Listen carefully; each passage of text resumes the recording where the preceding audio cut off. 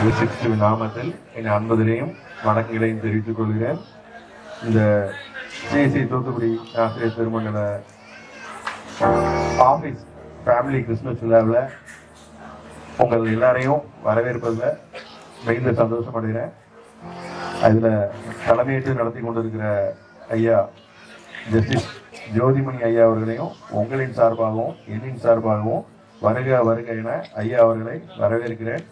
ஐயா அவர்களை தலைமையேற்று நடந்து தரும்படி கேட்டுக்கொள்கிறேன். அடுத்தல ஆரம்ப ஜபமாக ஐயா அவர்களை ஜெபம் செய்து தரும்படி கேட்டுக்கொள்கிறேன். விழாவினை தொகுத்து வழங்குவதற்காக ஹெட்லார்க் அவர்களை வருகை தந்து தொகுத்து தருமாறு கேட்டுக்கொள்கிறேன். இதோ எல்லா ஜனத்திற்கும் மிகுந்த சந்தோஷத்தை உண்டாக்கும் நற்செய்தி உங்களுக்கு அறிவிக்கிறோம். இன்று கர்த்தராகிய கிறிஸ்து எனும் இரட்சகர் உங்களுக்காக தாவீதின் ஊரிலே பிறந்திருக்கிறார். பிள்ளையை துணிகளில் சுற்றி முன்னணியில் கிடைத்திருக்க காண்பீர்கள். இதுவே உங்களுக்கு அடையாளம். எங்களை அதிகமாக நேசிக்கிற அன்பு நிறைந்த ஆண்டவரே, 2000 ஆண்டுகளுக்கு முன்பாக மனு குலத்தை மீட்பதற்காக ஒரு ஏழை மகனாக அவதரித்தீரே, அதற்காக ஸ்தோத்திரம். உம்மை தம்மை தாமே பெருமையாக்கி அடிமையின் ரூபம் எடுத்து மனித சாயலாக இந்த உலகத்தினை அவதரித்த அந்த நாளை நினைத்து என்னுடைய திருமண்டல ஊழியர்களாக நிலத்தில் நாங்கள் கடந்து வர பெருமை செய்திருக்கிறோம். நமக்கு ஸ்தோத்திரம். இந்த அருமையான நிகழ்வுகளை அருமையான ஜட்ஜாவுக்காக நாங்கள் செபிக்கிறோம். அதே போல அத்தனை நிர்வாகத்திற்காக நாங்கள் செபிக்கிறோம். எல்லாரையும் ஆசீர்வாதி வந்திருக்க அருமையான ஸ்டாஃப்ஸுக்காக ஃபேமிலிக்காக நாங்கள் செபிக்கிறோம். இந்த நாள் எங்களுக்கு ஆசீர்வாதமாக அமையட்டும், மகிழ்ச்சியாக அமையட்டும். நாங்கள் உடைய பாடியுடைய நாமத்தை மையப்படுத்த கிருபை செய்யும். இயேசு கிறிஸ்து மூலமாக வேண்டுகிறோம் நல்ல பிதாவே, ஆமென்.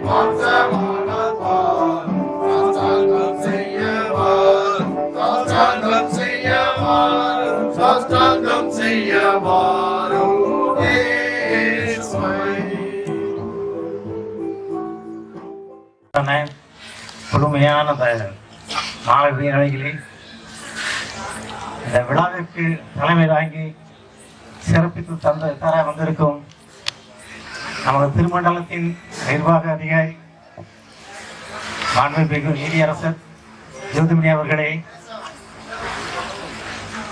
நீதிபதி சந்தோஷ் அவர்களே மற்றும் இதர நம் அலுவலகத்தின் அலுவலர்களே, அலுவலக ஊழியர்களே மற்றும் அலுவலக ஊழியர்களின் குடும்பத்தினர் அனைவருக்கும் இயேசு கிறிஸ்துவின் இனிய நாமத்தில் உங்களை வாழ்த்துகிறேன். உங்கள் அனைவரையும் மனமகிழ்ச்சியோடு வருக வருக வருக என வாழ்த்துகிறேன், வரவேற்கிறேன். இந்த விழாவிலே உங்கள் அனைவரும் பார்க்கும் பொழுது ஒரு மறுமலர்ச்சி, ஒரு மகிழ்ச்சி காணப்படுகிறது. ஏனென்றால் விவிலியத்திலே ஒரு வாசகம் உண்டு. சங்கீதக்காரன் இவ்வாறு சொல்கிறான், சங்கீத புஸ்தகம் 133:1, இதோ சகோதரர்கள் ஒருமித்து வாசம் பண்ணுவது எத்தனை இன்பமும் எத்தனை நன்மையுமாய் இருக்கிறது. நாம் எனக்கு அருமையானவர்களே, இந்த அருமையான மாலை பொழுதிலே உங்களை காணும் பொழுது உங்கள் உள்ளத்தின் அக மகிழ்ச்சியை நான் பார்க்கும் பொழுது மிகுந்த சந்தோஷம் அடைகிறேன். இந்த சந்தோஷமான வேளையிலே நீங்கள் வருகை புரிந்திருப்பது குடும்பத்தோடு, குழந்தைகளோடு, குடும்பத்தோடு நீங்கள் வந்திருப்பதை பார்க்கும் பொழுது மிகுந்த மகிழ்ச்சி அடைகிறேன். இந்த விழாவானது ஒருவேளை நாம் வருஷத்துக்கு ஒரு முறை கொண்டாடுகிற ஒரு விழாவாக இருந்தாலும் கூட இதனுடைய நோக்கம் என்னவென்றால், கிறிஸ்து ஏதோ பிறந்தார் என்று நாம் ஏனோதானா என்று நாம் சொல்ல முடியாது. ஏனென்றால் அவர் பிறந்ததன் நோக்கம் என்னவென்றால் இந்த உலகத்திற்கு அன்பை வெளிப்படுத்த, சமாதானத்தை வெளிப்படுத்த அவர் மனுக்குறமாக மனித உருவத்திலே மானிடனாக அவர் அவதரித்தார்.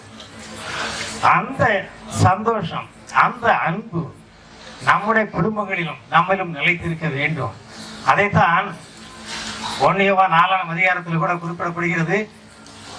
முன்பே குறித்த வண்ணமாக கிறிஸ்து நம்மில் அன்பு கூர்ந்தது, அதே அன்பை நாம் பிரதிபலிக்க வேண்டும். அந்த அன்பு நம்மிலே நிலைத்திருக்க வேண்டும். அதன் நோக்கம் என்னவென்றால், கிறிஸ்து அன்பாயிருந்தது போல நாமும் அன்பாயிருக்க வேண்டும். அந்த சமாதானத்தை நாம் ஒருவருக்கொருவர் பகிர்ந்து கொள்ள வேண்டும். கிறிஸ்து பிறந்தார் என்ற அந்த சந்தோஷத்தை நாம் பகிர்ந்து கொள்ள வேண்டும் என்பதற்காக தான் இந்த கொள்கை கூட்டப்பட்டிருக்கிறது.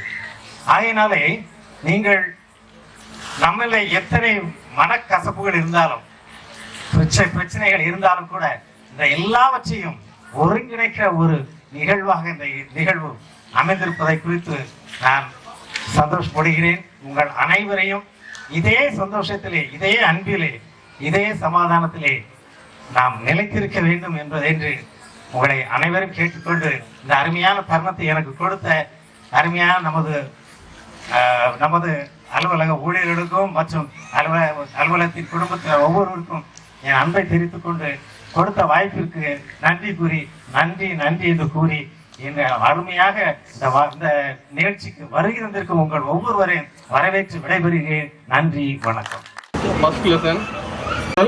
6 வரை ஏசாயா 9வது அதிகாரம். ஆகிலும் அவர் செபுலோன் நாட்டையும் நப்தலி நாட்டையும் இடுக்கமாய் ஈனப்படுத்தின முந்தின காலத்தில் இருந்தது போல அது இருண்டு நிற்பது இல்லை. ஏனென்றால் அவர் கடற்கரை அடியிலும் யோர்தான் நதியோரத்திலும் உள்ள புறஜாதியாருடைய கலிலேயாகிய அத்தேசத்தை பிற்காலத்திலே மகிமைப்படுத்துவார். இருளில் நடக்கிற ஜனங்கள் பெரிய வெளிச்சத்தை கண்டார்கள். மரண இருளின் தேசத்தில் குடியிருக்கிறவர்கள் மேல் வெளிச்சம் பிரகாசித்தது.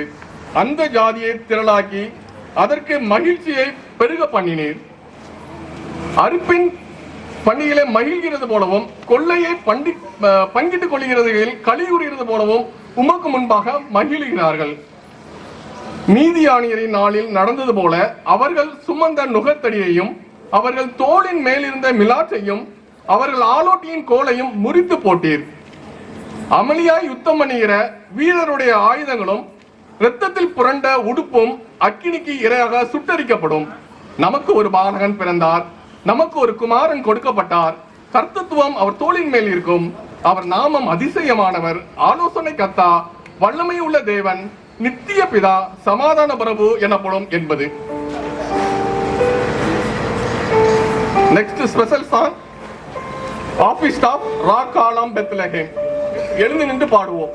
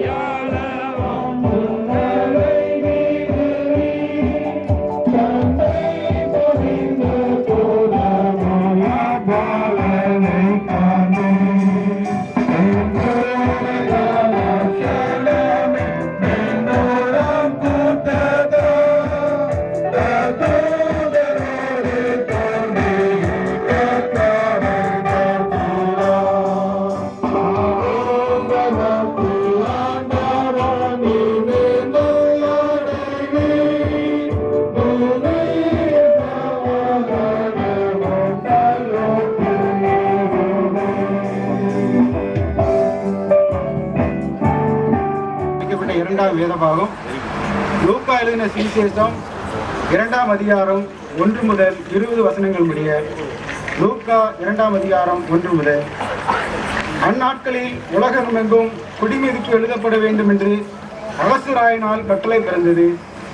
சிரியா நாட்டிலே சிரேனி என்பவன் தேசாதிபதியாக இருந்தபோது இந்த குடிமதிப்பு உண்டாயிற்று. அந்தபடி குடிமதிப்பு எழுதப்படும்படி எல்லாரும் தங்கள் தங்கள் ஊர்களுக்கு போனார்கள்.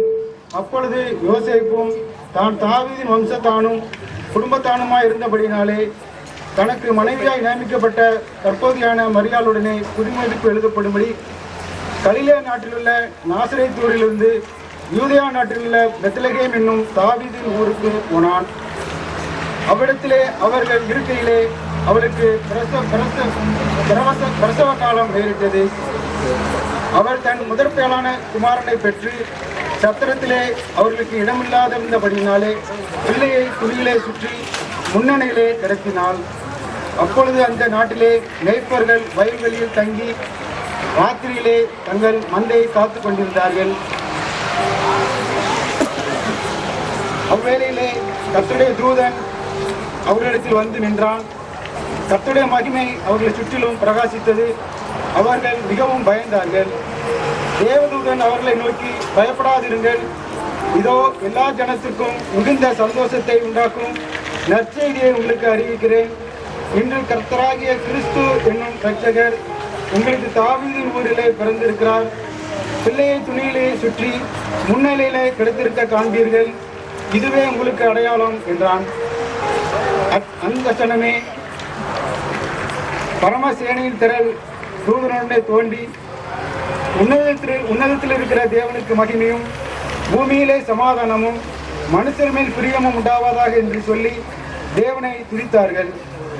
தேவதூதர்கள் அவர்களை விட்டு பரலோகத்திற்கு போன பின்பு மேய்ப்பர்கள் ஒருவரை ஒருவர் நோக்கி, நாம் பெத்லகேம் ஊருக்கு போய் நடந்ததாக கர்த்தரால் நமக்கு அறிவிக்கப்பட்ட இந்த காரியத்தை பார்ப்போம் வாருங்கள் என்று சொல்லி தீவிரமாய் வந்து மரியாளையும் யோசேப்பையும் முன்னணியில் கிடைத்திருக்கிற பிள்ளையும் கண்டார்கள்.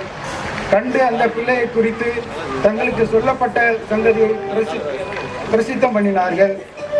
மேய்ப்பராலே தங்களுக்கு சொல்லப்பட்டதை கேட்ட யாவரும் அவைகளை குறித்து ஆச்சரியப்பட்டார்கள் என்பது. மரியாளோ அந்த சங்கதிகளெல்லாம் தன் இருதயத்திலே வைத்து சிந்தனை பண்ணினாள். மேய்ப்பர்களும் தங்களுக்கு சொல்லப்பட்டதின்படியே கேட்டு கண்ட எல்லாவற்றிற்காகவும் தேவனை மகிமைப்படுத்தி துதித்துக் கொண்டு திரும்பி போனார்கள் என்பது வாசிக்கும்படியாக குறிக்கப்பட்ட 2ஆம் வேதபாகம் வாசித்தாயிற்று. Special songs. First of all, Dr. J. Gabriel Devaragam, manager, Toothwoody National Dice.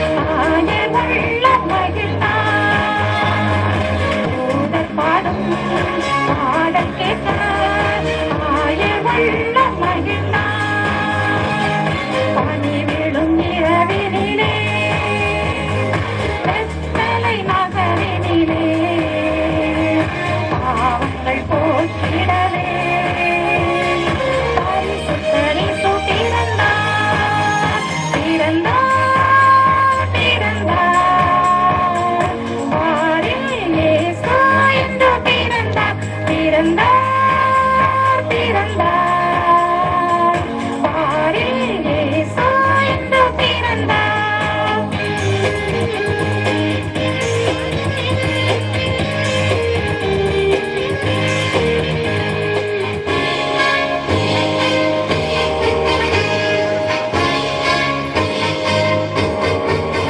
மந்தை கோலத்தில் இயேசு பாலன் கன்மரியின் மடியிலே தவழ்ந்தார். கண்ணாரக் கண்டு ஆயர் துதித்தார். கவி பாடி பாலனை துதித்தார். அதிசயித்தார், ஆனந்தித்தார், வாழ்த்துவாரும் அறிந்தார். அதிசயித்தார், ஆனந்தித்தார், வாழ்த்துவாரும் அறிந்தார். அணிவிடும் இரவினிலே பெத்தலை நகரினிலே பாவங்கள் போக்கிடவே பரிசுத்த இயேசு பிறந்தார் பிறந்தார் பிறந்தார் பாரில் இயேசு என்று பிறந்தார் பிறந்தார் பிறந்தார் பாரில் இயேசு என்று பிறந்தார்.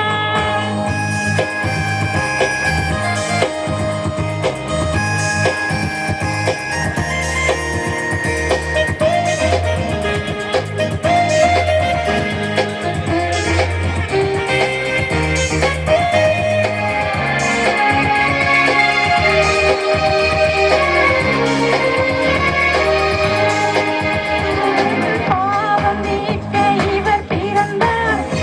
எனக்காக ஜீவன் தர பிறந்தார். என் உள்ளம் இவருக்கே சொந்தம். என் எல்லாம் இவரிலே தஞ்சம். எதுவும் வேண்டாம் இப்பூமியிலே இயேசு வருவர் போதுமே. எதுவும் வேண்டாம் இப்பூமியிலே இயேசு வருவர் போதுமே. பனி விழும் இரவினிலே பெத்தலை நகரினிலே பாவங்கள் போக்கிடவே பரிசுத்த இயேசு பிறந்தார் பிறந்தார் பிறந்தார் பாரில் இயேசு என்று பிறந்தார் பிறந்தார் பிறந்தார் பாரில் இயேசு என்று பிறந்தார்.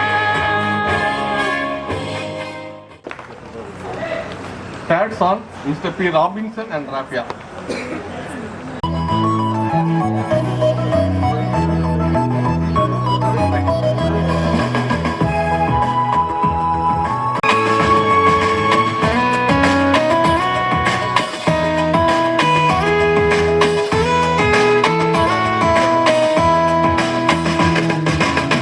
இயேசு ரட்சகரே என்னை மீட்க பிறந்தவரே ஆரிராரீரோ ஆரிராரீரோ மரியன்னை மடியினிலே மகனாக தவழ்ந்தவரே ஆரிராரீரோ ஆரிராரீரோ.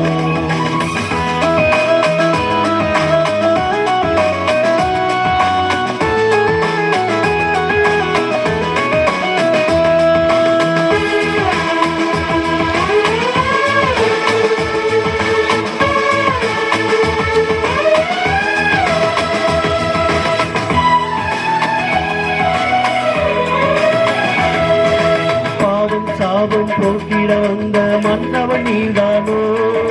விண்ணை விட்டு மண்ணில் வந்த ராஜனும் நீதானோ. பாவம் சாபம் போக்கிட வந்த மன்னவன் நீதானோ. விண்ணை விட்டு மண்ணில் வந்த ராஜனும் நீதானோ. ஏழை கோலம் எடுத்தவரே எங்களை தேடி வந்தவரே.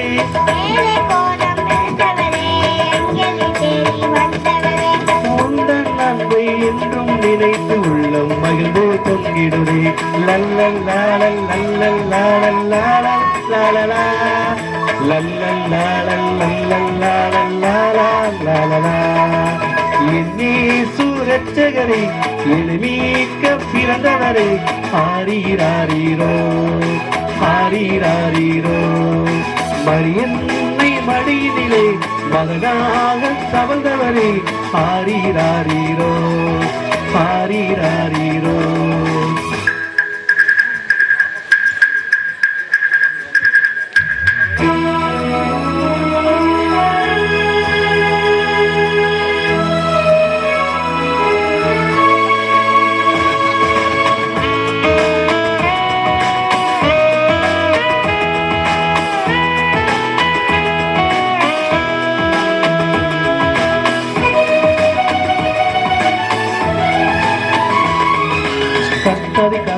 தேவாதி தேவா மகிமையானவரே வானமும் பூமியும் வாழ்த்திட வந்த அதிசயமானவரே கர்த்தாதி கர்த்தா தேவாதி தேவா மகிமையானவரே வானமும் பூமியும் வாழ்த்திட வந்த அதிசயமானவரே தூதர் கூட்டம் பாடிட மெய்ப்பொருளை வணங்கிட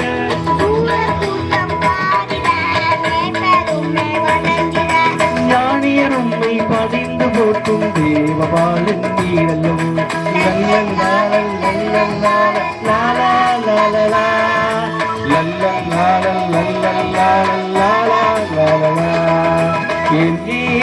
ரட்சகரை எளிமீக்க பிறந்தவரே ஆரீராரீரோ ஆரீராரீரோ மரியன்னை மடியினிலே மகனாக தவழ்ந்தவரே ஆரீராரீரோ ஆரீராரீரோ லல்லல் லாலல் லல்லல் லாலல் லாலல் லாலலா லல்லல் லாலல் லல்லல் லாலல் லாலல் லாலலா லல்லல் லாலல் லல்லல் லாலல் லாலல் லாலலா லல்லல் லாலல் லல்லல் லாலல் லாலலா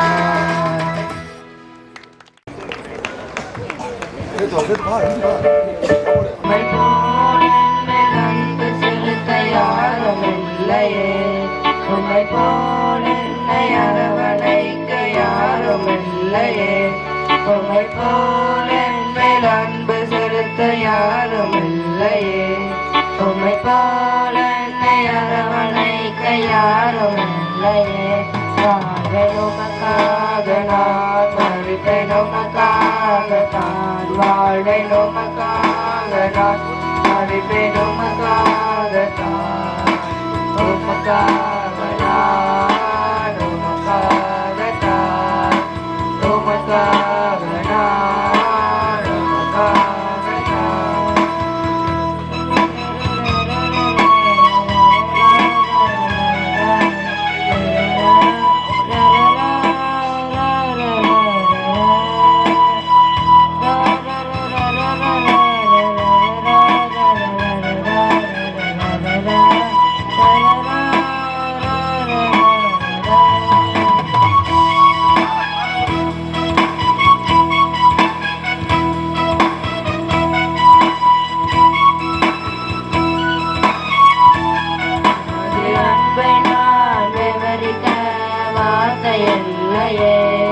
அதை எழுத நினைக்கும் என்னிடம் சொற்கள் இல்லையே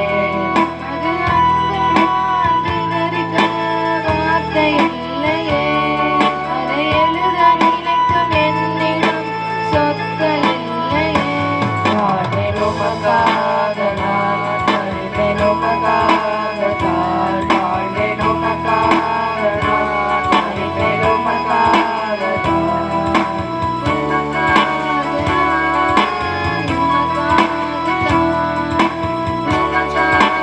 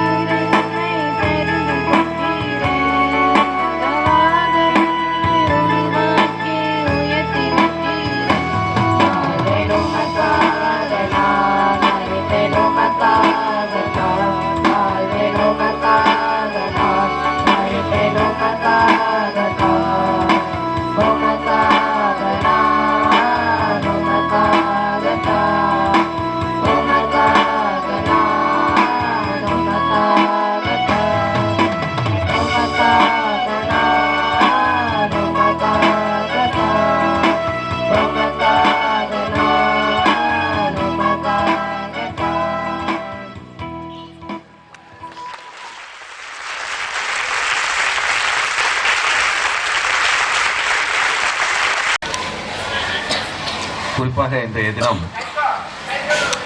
இங்கே அமர்ந்து கொண்டு நம்மையெல்லாம் வாழ்த்திக் கொண்டிருக்கின்ற இந்த அருமை சகோதரர் ரெவரண்ட் செல்வின் அவர்களுக்கும், அன்பு சகோதரர் சந்தோஷம் அவர்களுக்கும், சகோதரர் கேப்ரியல் அவர்களுக்கும், அன்பு சகோதரர் அன்பர்தாஸ் அவர்களுக்கும், சகோதரி ரமா அவர்களுக்கும், நம்முடைய இங்கே இந்த கிறிஸ்துமஸ் திருவிழாவிற்காக குடும்பத்தோடு வந்திருந்து இந்த நிகழ்வை சிறப்பித்திருக்கின்ற நம்முடைய தூத்துக்குடி நாசரேத் திருமண்டலத்தினுடைய ஊழிய பெருமக்கள் அனைவருக்கும் என்னுடைய வணக்கத்தை தெரிவித்துக் கொள்கிறேன். உலகின் மதங்களில் எனக்கு தெரிந்து 75 விழுக்காடு கிறிஸ்தவ மதத்தை சேர்ந்தவர்கள். இதை ஏன் சொல்கிறேன் என்று சொன்னால், யாரெல்லாம் அதிகமாக ஒரு மதத்தை நேசிக்கிறார்களோ அந்த மதத்தினுடைய கருத்து எல்லோருக்கும் பிடித்தது என்பது உறுதியாகிறது. நீதிபதி என்கிற முறையிலே அது ஒரு எவிடன்சியல் வேல்யூ என்று சொல்லுவோம். ஆனால் அது மாத்திரம் இருந்து பயனில்லை. இயேசுநாதர் பிறந்து எதற்காக இந்த உலகத்திற்கு வந்திருக்கிறார் என்பதை நாம் எல்லாம் நினைத்து பார்க்க வேண்டும். எனக்கு பிடித்த ஒரு அவர் பிறந்த நோக்கம், உலக மக்கள் அனைவரும் நாம் எந்த நிலையில் இருந்தாலும், மேலே இருந்தாலும், கீழே இருந்தாலும், தாழ்ந்திருந்தாலும், வீழ்ந்திருந்தாலும், எல்லோரும் ஒன்றாக இருக்க வேண்டும் என்பதற்காக அன்பு என்ற ஒரு வார்த்தையை முதலில் சொல்லுவது அவர்தான். இந்த பைபிள்ல அந்த வசனத்தில் சொல்வது அதுதான். அதற்கு காரணம் என்னவென்று சொன்னால், அதற்காக அவர் வாழ்ந்து காட்டினார். எல்லோரும் நம்மளாம் சொல்றது போல சொல்றது ஒன்று செய்யறது ஒன்றெல்லாம் கிடையாது, வாழ்ந்து காட்டினார். ஆனால் அதே போல் நாமெல்லாம் வாழ வேண்டிய அவசியம் இல்லை. இயேசுநாதரை பொறுத்தவரை அவர் தவறு செய்தவர்களை மன்னிக்க சொல்லவில்லை, ஆனால் தனக்கு தீங்கு செய்தவர்களை அவர் மன்னித்தார். அதுதான் தெய்வத்தினுடைய ஒரு செயல். ஆகவேதான் அவரை நாம் தெய்வம் என்று சொல்கிறோம். நம்மை விட்டு அவர் பிரிந்திருக்கார் என்று சொன்னால், நம்மை யாரும் தெய்வம் என்று சொல்வதில்லை என்று சொன்னால், நமக்கு தவறு செய்பவர்களை நாம் தண்டிப்பதற்காக நினைத்துக் கொண்டிருப்போம். ஆனால் இயேசுநாதர் தவறு செய்தவர்களை தண்டிக்க சொல்லவில்லை. ஆயினும் கூட தன்னுடைய வாழ்க்கையிலே மிகப்பெரிய தவறு செய்தவர்களை எல்லாம் அவர் ஒரு துச்சமாக மன்னித்து விட்டார் என்பது ஒரு உலகத்திற்கு ஒரு பெரிய செய்தி. அந்த ஒரு பெரிய செய்தி சொன்ன காரணத்தினால் தான் உலக மக்களில் 75 விழுக்காடு மக்கள் இயேசுநாதரை நம்பினார்கள். அதுதான் இன்றைய காலம் வரை. அதுதான் ஒரு இந்த மதத்தை சேர்ந்தவன் அல்ல என்ற காரணத்தினால் மாத்திரம் கிடையாது, மனித இனத்தில் ஒருவன் என்ற காரணத்திலே பார்க்கும் பொழுது இயேசுநாதருக்கு ஈடாக ஒரு பிறவி இல்லை. அவர் வந்த நோக்கம் அதுதான். அதை நாம் புரிந்து கொள்ள வேண்டும். நம்மில் எத்தனையோ கருத்து வேறுபாடுகள் உண்டு. கருத்து வேறுபாடு இல்லாதவன் மனிதனே அல்ல. நமக்கென்று ஒரு ஆசை இருக்கும், ஆசை இல்லாமல் இருக்கும், வெறுப்பு இருக்கும். இதெல்லாம் தவறு இல்லை. இந்த காலத்திலே பிறந்த குழந்தையை வெறுக்கிற தகப்பனாரை பார்த்திருக்கிறோம், மனைவியை வெறுக்கிற கணவனை பார்த்திருக்கிறோம், கணவனை வெறுக்கிற மனைவியை, இதெல்லாம் நிறைய கேசுகள் நான் இதெல்லாம் பார்த்திருக்கிறேன். ஆனால் அடிப்படையிலே அவர்கள் ஒன்றை மட்டும் புரிந்து கொள்ள வேண்டும். நான் வந்ததின் நோக்கம் இந்த அன்பு என்பது ஒரு பெரிய பண்பு என்பதை நாம் புரிந்து கொள்ள வேண்டும் என்பதுதான் அது ஒரு சிறந்த உதாரணமாக அமைய முடியும். அப்பொழுதுதான் நமக்கு அமைதி கிடைக்கும். இல்லையென்றால் சண்டை போட்டுக்கொண்டே இருந்தால் நமக்கு பிளஸ் ஒன்று மைனஸ் ஒன்று இருக்கும். அது பிளஸ் சொல்றோம் பிளஸே சொல்லிட்டு மைனஸா சொல்றோம் மைனஸே சொல்லிட்டு இருந்தா அமைதி இல்லை. அந்த அமைதியான வாழ்க்கை அதைத்தான் வாழ சொல்றார் இயேசு கிறிஸ்து. அவரை போல் கஷ்டப்பட்டவர்கள் இல்லை, ஆனால் அவரை போல் அமைதியாக இருந்தவர்கள் யாருமே இல்லை, யாருமே பார்க்க முடியாது. அவ்வளவு பெரிய தீங்கு செய்தவர்களை அமைதியாக இருந்தார் என்று சொன்னால் அதான் ரட்சிக்கிறது என்று சொல்லுகிறோம். ஸோ அந்த மாதிரி ஒரு படிப்பினையை நாம் கற்றுக்கொள்ள வேண்டும் என்று என்னுடைய அன்பு சகோதரர்கள் நான் கேட்டுக்கொள்கிறேன். நாங்கள் எல்லாம் இன்னும் ஒரு 10 நாள் 20 நாள் இருக்க போகிறோம். ஆனால் நீங்கள் இந்த மண்டலத்தை நிர்வாகத்தை நல்ல முறையில் நடத்த போய் யார் வந்தாலும் சரி, யார் தலைமை பொறுப்பு வந்தாலும் தவறில்லை, யாரும் வரலாம் போகலாம். ஆனால் இந்த நிர்வாகம் உங்கள் கையில் இருக்கும் பொழுது அந்த நிர்வாகத்தை சரியான முறையில் நீங்கள் எல்லோரையும் வழிநடத்த வேண்டும் என்பதை நீங்கள் நோக்கமாக நிச்சயமாக கொள்ள வேண்டும். அது ஒன்று செய்தால் இந்த திருமண்டலத்தினுடைய பெரிய காரியம் நிறைவேறும் என்று உங்களை கூறிக்கொண்டு, நீங்கள் எல்லாம் இந்த குடும்பத்தோடு சேர்ந்து இங்கே அழகாக இருப்பது மிகவும் மனதிற்கு இதமாக இருக்கிறது. அந்த அளவிற்கு உங்கள் அனைவரையும் நான் பாராட்டுகிறேன், வணங்குகிறேன். நன்றி, வணக்கம். Cake cutting doctor J Gabriel தேவரக்கம் ஐயா அவர்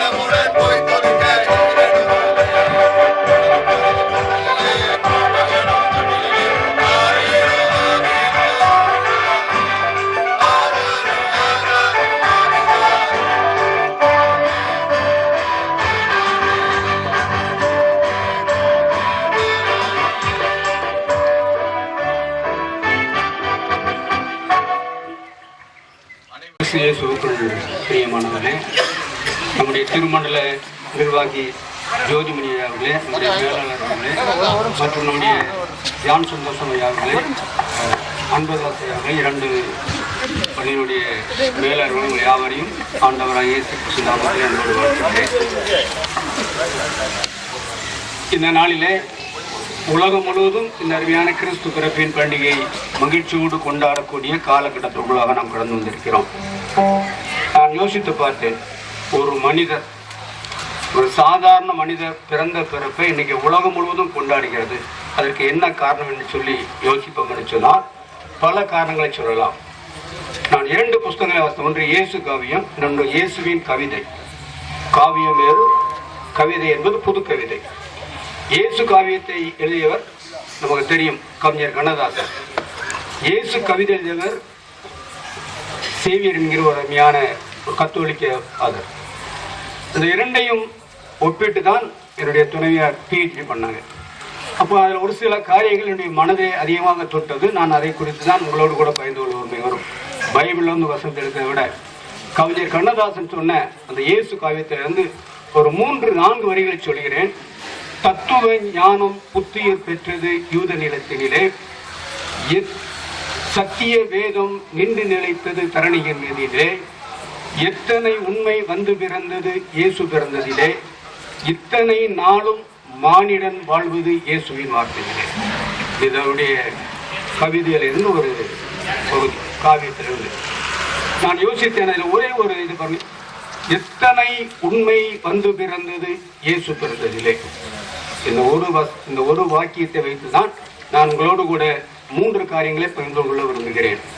எத்தனை உண்மை, இயேசு கிறிஸ்து பிறந்ததினாலே நிறைய உண்மைகள் பிறந்த அருமையான ஜெயிச்சியா சொன்னாங்க. அன்பு என்பது என்ன என்று சொல்லி நமக்கு எல்லாத்துக்கும் இயேசு மூலமாகத்தான் அறிந்து கொண்டோம். என்று சொன்னால் பிதாவானவர் தன்னுடைய குமாரனையே இந்த உலகத்துக்கு அனுப்பினார். அதே விதமாகத்தான் நம் அன்பை தெரிந்து கொண்டோம். இந்த நாளிலும் கூட இந்த பகுதியிலிருந்து நான் 3 காரியங்களை சொல்ல. ஒன்று, இந்த இயேசு கிறிஸ்துனுடைய பிறப்பு நம்மை இணைக்கிறது. Christmas connect us. இயேசுவினுடைய பிறப்பு எல்லாரையும் ஒன்றாக இணைக்கக்கூடிய ஒரு பண்டிகை. இன்னைக்கு எல்லாரும் ஒன்றாக இணைந்திருக்கிறோம். காரணம் என்ன? இயேசு கிறிஸ்து பிறந்ததால் நாம் எல்லாரும் ஒன்றாக இணைந்திருக்கிறோம். ஏன்னா இந்த உலகத்திலே மனிதன் எப்பொழுதுமே பிரிக்க நினைப்பான். அதுதான் மனித இயல்பு. இந்த உலகத்தில் நாம் எல்லாரும் ஒற்றுமையாக வாழுவதை விரும்புவது கிடையாது. நிறைய பேர் மனிதன் பிரிக்க நினைக்கிறான், இறைவன் நினைக்கிறார் இணைக்க நினைக்கிறார். அதுதான் உனக்குள்ளாக தெய்வீக சிந்தை இருக்கும் என்று சொன்னால் நீ இணைக்க நினைப்பார். அதே நேரத்தில் நம்முடைய வாழ்க்கையில எல்லாரோடு இணைஞ்சு போக முடியாது. தீமையோடு எதிர்த்து நிற்க வேண்டும் என்று சொல்லிதான் வேதம் சொல்கிறது. எவன் ஒருவன் தீமை செய்கிறானோ, எவன் ஒருவன் அநீதி செய்கிறானோ அவனை எதிர்த்து நிற்க வேண்டும். அதே நேரத்தில் நாம் இறைவனுடைய பிள்ளைகளாக ஒன்றாக நாம் இணைந்து செல்ல வேண்டும். இன்னைக்கு குடும்பங்களிலே பார்க்கிறோம் பிரிவினைகள், திருச்சபைகளில நாம் சொல்லவே வேண்டாம். சமுதாயத்தில் பார்க்கலாம் பல பிரிவினைகள், ஜாதி, மதம், இனம், பொருளாதாரம், மனித பல விதங்களிலே பிரிந்து காணப்படுகிறது. ஆனால் இயேசு கிறிஸ்துடைய பிறப்பு எல்லாரையும் ஒன்றாக இணைக்கிறது. கடந்த சில ஆண்டுகளுக்கு முன்பாக ஒரு வெஸ்ட் பெங்கால் போயிருந்தோம், ஒரு மிஷினரி பணித்தளத்திற்கு. அப்போ ஒரு பெரிய போராட்டம். அங்கே இருக்கிற கூர்க்கா மக்கள் எல்லாம் இவங்களுக்கு தனி மாநிலம் வேணும் என்று சொல்லி போராடுகிறார்கள். பிரிந்து செல்வதை மனிதன் விரும்புகிறான், இணைந்து இருப்பதை விரும்புவது கிடையாது. ஆனால் ஆண்டவர் இணைந்திருக்கும்படியாக செய்கிறார். நம்முடைய முதல் இந்திய பேராயர் அசரியாய சொன்னாங்க, இந்தியா சுதந்திரம் அடைந்த பொழுது உங்களுக்கு தனி நாடு வேணுமான்னு கேட்டாங்க. அப்போ சொன்ன ஒரு வார்த்தை, first I am Indian, then I am Christian. முதலாவது நான் ஒரு இந்தியன், பின்புதான் கிறிஸ்தவன் என்று சொல்லி அந்த இந்தியாவினுடைய ஒற்றுமை செய்கிறார் ஆணித்தரமாக எடுத்துக்காட்டு. எப்படி நம்முடைய வாழ்விலும் நாம் வாழ்கின்ற தேசம் இந்தியா. முதலாவது நாம் எல்லாரும் இந்தியர்கள் அந்த உணர்வோடு தான் நாம் வாழ அழைக்கிறோம். அப்படியான கிறிஸ்து பிறப்பு நம்ம இணைக்கிறது எப்படி? இந்த விண்ணையும் மண்ணையும் இணைக்கின்ற ஒரு பண்டிகை. இதுவரைக்கும் கடவுள் மனிதனாக இந்த உலகத்தில் வந்தது கிடையாது. இறைவன் எங்கேயோ இருக்கிறார் என்று சொல்லிதான் மக்கள் நம்பினார்கள். தூரமாக இருக்கிற இறைவன், காண முடியாத இறைவன், தன்னை முழுவதுமாக வெளிப்படுத்தாத இறைவன் இந்த கிறிஸ்து பிறப்பின் நாட்களிலே தன்னை முழுவதுமாக வெளிப்படுத்தினார். தன்னை முழுவதுமாக வெளிப்படுத்தி விண்ணையும் மண்ணையும் இணைக்கிறார் என்று சொன்னால் பிதாவின் வலது பார்சத்திலே செல்ல பிள்ளையாக இருந்தவர். எல்லா மேன்மைகளையும் தொடர்ந்துதான் இந்த உலகத்தில் வந்து விண்ணை விட்டு மண் உலகில் வந்து பிறந்து செய்கிறார். நமக்கு விலை மதிக்க முடியாத இந்த மீட்பை கொடுத்திருக்கிறார். எனவே தான் நாம் சொல்லுவோம் கர்த்தருடைய ஜெபத்தில் நம்முடைய ராஜ்யம் வருவதாக. ராஜ்யம் அங்கே இருக்கிறது. அந்த ராஜ்யத்தை இங்கே கொண்டு வர வேண்டும் என்று சொல்லிதான் இயேசு கிறிஸ்து பிரயாசப்பட்டார். திருச்சேவையும் அதற்காகத்தான் பிரயாசப்பட வேண்டும். ஆனால் நம்முடைய மாறி போய் கொண்டிருக்கிறது. எனவே கிறிஸ்துவுக்கு பிரியமானவர்களே, இயேசு கிறிஸ்துடைய பிறப்பு இணைக்கிறது. விண்ணையும் மண்ணையும் இணைக்கின்ற ஒரு பண்டிகை. அது மட்டுமா, மனிதனையும் கடவுளையும் இணைக்கிறது. மனிதன் கடவுளத்திலே சேர முடியாது. அவர் ஒளிமயமானவர், ஜோதிமயமானவர். அவரிடத்திலே போகிறவன் அழிந்து போவான். ஆனால் இயேசு கிறிஸ்து மூலமாக அது முற்றிலுமாக தவறானது என்பதை ஆண்டவர் நிறுவனம் செய்கிறார். அங்கே நாம் மத்தேயு 1:21 வாசிக்கிறோம். அவருக்கு இயேசு என்று பெயரிடுவாயாக, அவர் தமது ஜனங்களின் பாவங்களை நீக்கி ரட்சிப்பார். பாவங்களை நீக்குவதற்காக உலகத்திலே வந்தார். கடவுளையும் மனிதனையும் பிரிப்பது பாவம். எனவே இந்த பாவம் இயேசு கிறிஸ்து இந்த உலகத்திலே பிறந்ததினாலே நீக்கப்பட்டு நமக்கும் இறைவனுக்கும் நல்ல உறவு வந்தது. அதோடு கூட அவர் நம்மோடு கூட வாசமாக இருக்கிறார். இம்மானுவேல் என்று பெயரிடுங்கள். இம்மானுவேல் என்று சொன்னால் தேவன் நம்மோடு கூட இருக்கிறார். எனவே நம்முடைய வாழ்விலும் கூட இந்த கிறிஸ்து பிறப்பு இறைவன் எங்கேயோ இல்லை, அவர் இங்கே இருக்கிறார், நமக்குள்ளே இருக்கிற இந்த ஆழமான காரியத்தை அங்கே சுட்டி காட்டுகிறார். அது மட்டுமல்ல, அறிஞர்களையும் சாதாரண ஆயர்களையும் ஒன்றாக இணைக்கிறது. அறிஞர் சாஸ்திரிகள் எல்லாம் பெரிய அறிஞர்கள், அறிவாளிகள், வசதி உள்ளவர்கள், பண்பாடு மிக்கவர்கள். ஆனால் அப்படிப்பட்ட மக்களை யாரோடு மெய்ப்பர்கள் சாதாரணமானவர்கள், வசதியற்றவர்கள், ஒருவரை காடுகளிலே வாழக்கூடிய, ஆனால் அவர்களையும் சாஸ்திரிகளும் ஒன்றாக இணைத்துதான் இந்த கிறிஸ்து பிறப்பின் பண்டிகை. அப்படியானால் கிறிஸ்து பிறப்பு ஜாதி, மதம், இனம், தொழில் எல்லாவற்றையும் கடந்து மக்களை ஒன்றாக இணைக்கக்கூடிய பண்டிகையாக இருக்கிறது. எனவே கிறிஸ்துவுக்கு பிரியமானவர்களே, இந்த கிறிஸ்து பிறப்பின் பண்டிகையை கொண்டாடுவதற்காக நாம் ஆயத்தப்பட்டுக் கொண்டிருக்கிறோம். இந்த நாளில் கூட நம்ம திருமண்டல ஊழியர்களாக நாம் கூடி வந்திருக்கிறோம். நம்முடைய வாழ்க்கையிலும் கூட இந்த கிறிஸ்து பிறப்பின் பண்டிகை நமக்கு என்ன செய்யணும்? எல்லா வேறுபாடுகளையும் கடந்து நாம் எல்லாரும் ஒன்றாக இணைகிற போதுதான் இந்த திருமண வளர்ச்சி அடைய முடியும். எலெக்ஷன் உண்மைதான், அது முடிந்தோன்னா போயிடணும். எல்லாரும் ஒன்றாக இணைந்து வாழ்வதுதான். என்னுடைய 32 வருட அனுபவத்தில் நிறைய கிராமங்கள் அப்படி தோண்டி எலெக்ஷனோட சண்டை போடவும் சேர்ந்துருவாங்க. ஆனால் இன்றைக்கு அந்த பகை வளர்ந்து கொண்டே போகிறது. அவைகளை எல்லாம் நாம் கலைந்து மறந்து இயேசு கிறிஸ்து பிறந்திருக்கிறார். இயேசு கிறிஸ்து நம்ம எல்லாரையும் ஒன்றாக இணைப்பதற்கு அந்த கிறிஸ்துமஸ் காலங்களிலே அதை நாம் நினைத்த மக்களாக அந்த பண்டிகையை கொண்டாடுவோம். இரண்டாவதாக நாம் பார்க்கும் என்று சொன்னால், கிறிஸ்து பிறப்பு நம்மை மாற்றுகிறது. Christmas changes. என்னுடைய வாழ்க்கையிலே மாற்றம் ஏற்பட்டது. என்னுடைய வாழ்விலே இயேசு கிறிஸ்து வராவிட்டால் நான் இப்படிப்பட்ட மாற்றத்தை அடைந்திருக்க முடியாது. இயேசுவின் நற்செய்தி இந்த உலகத்திற்குள்ளாக வராவிட்டால் இப்படிப்பட்ட மாற்றங்கள் ஏற்பட்டிருக்காது. என்று சொன்னால் இயேசு கிறிஸ்து மாற்றத்தை கொண்டு வந்தார். நாம் வேதத்திலே வாசிப்போம் என்று சொன்னால், வார்த்தை மாம்சமானார். அங்கே யோவான் 1:14 அந்த வார்த்தை மாம்சமாகி கிருபையினாலும் சத்தியத்தினாலும் நிறைந்தவராய் நமக்குள்ளே வாசம் முடியும். அந்த வார்த்தை மாம்சமாகி நமக்குள்ளே வந்திருக்கிறது. அதுதான் கிறிஸ்துமஸ். என்னுடைய வாழ்விலும் கூட ஒரு பெரிய மாற்றம். வார்த்தையானவர் மாம்சமானாக வந்ததினாலே பார்க்க முடியும். அது மட்டுமல்லாமல் இருள் நிறைந்த வாழ்க்கை வெளிச்சம் நிறைந்த ஒளி நிறைந்த வாழ்க்கையாக மாறுகிறது. ஏசாயா 9 சொல்றாரு, இருளில் நடக்கிற ஜனங்கள் பெரிய வெளிச்சத்தை கண்டார். உடைய வாழ்வில் இருள் நிறைந்த ஒரு வாழ்க்கை. மனிதனுடைய வாழ்க்கையிலே அறியாமை, பாவம், மூட நம்பிக்கை என்று சொல்லி நிறைய இருள் இருக்கிறது. அவைகளை எல்லாம் செய்தார். இயேசுவின் பிறப்பு செய்து நீக்கி இந்த உலகத்திலே மனிதனை ஒளி நிறைந்த ஒரு வாழ்க்கைக்கு நேராக, வெளிச்சம் நிறைந்த வாழ்க்கைக்காக அது என்ன செய்து நம்மை வழி நடத்துகிறது. இந்த கிறிஸ்து பிறப்பு இந்த நாளிலே இருள் நிறைந்த இந்த உலகத்திலே இயேசு கிறிஸ்து ஒளியாக பிறந்தார். எனவேதான் கிறிஸ்துமஸ் நாளங்களில் நிறைய விளக்குகளை போடுகிறோம், ஸ்டார் போடுறோம். எதற்காக? இந்த வீட்டினுடைய இருள் நீங்கி விட்டது, இங்கே ஒளியாகி இயேசு கிறிஸ்து பிறந்திருக்கிறார் என்கிற அந்த ஆழமான சத்தியத்தை நமக்கு எடுத்து காட்டுகிறது. அதோடு கூட நம்முடைய பயத்தை நீக்கி செய்து நம்முடைய வாழ்விலே ஒரு புதிய நம்பிக்கையை கொடுக்கிறது. எல்லாவற்றுக்கும் மேலாக அவர் சமாதானம் இல்லாத மக்களுக்கு சமாதானம் கொடுக்கக்கூடியவராக வந்தார். இயேசுனுடைய பிறப்பினை நாம் பார்த்தோம் என்று சொன்னால், உன்னதத்தில் இருக்கிற தேவனுக்கு மகிமை, பூமியிலே சமாதானம் இல்லை. அந்த சமாதானத்தை கொடுக்கத்தான் இயேசு கிறிஸ்து பிறந்தார். அதைத்தான் அந்த நாளிலே தூதரை செய்கிறார்கள், வாழ்க்கை பாடுகிறார்கள். அந்த உலகத்திலே பிறந்த நோக்கம் சமாதானத்தை கொடுப்பதற்காக. சிமியோன் என்கிற அருமையான ஒரு மனிதன் முதிர் வயதிலே தேவாலயத்தில் இருக்கிறார்.